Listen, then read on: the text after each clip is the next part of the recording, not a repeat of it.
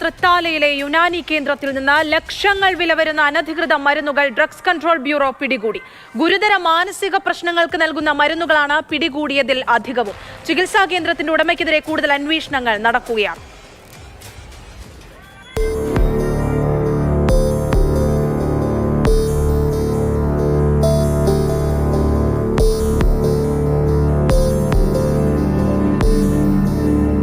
യുനാനി ക്ലിനിക്കിനോട് ചേർന്ന കേന്ദ്രത്തിലായിരുന്നു അലോപ്പതി മരുന്നുകൾ. പരിശോധനയിൽ 24 ലക്ഷം രൂപയുടെ അലോപ്പതി മരുന്ന് ക്ലിനിക്കിലുണ്ടായിരുന്നു.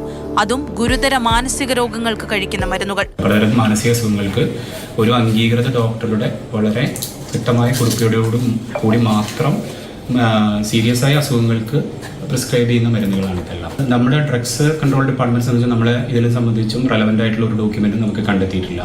നമ്മൾ ഇവിടെ TMC രജിസ്ട്രേഷൻ ഉള്ള ആൾക്കാർക്ക് മാത്രമാണ് ഈ മോഡേൺ മെഡിസിനുകൾ പ്രിസ്ക്രൈബ് ചെയ്യാനും അവ സൂക്ഷിക്കാനും അധികാരമുള്ളത്.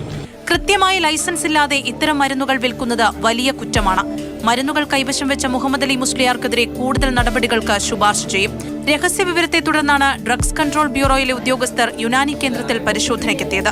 ഇയാൾക്ക് കൂടുതൽ സ്ഥാപനങ്ങളുണ്ടെങ്കിൽ അവിടെയും പരിശോധന നടത്തുമെന്നും ഉദ്യോഗസ്ഥർ പറഞ്ഞു.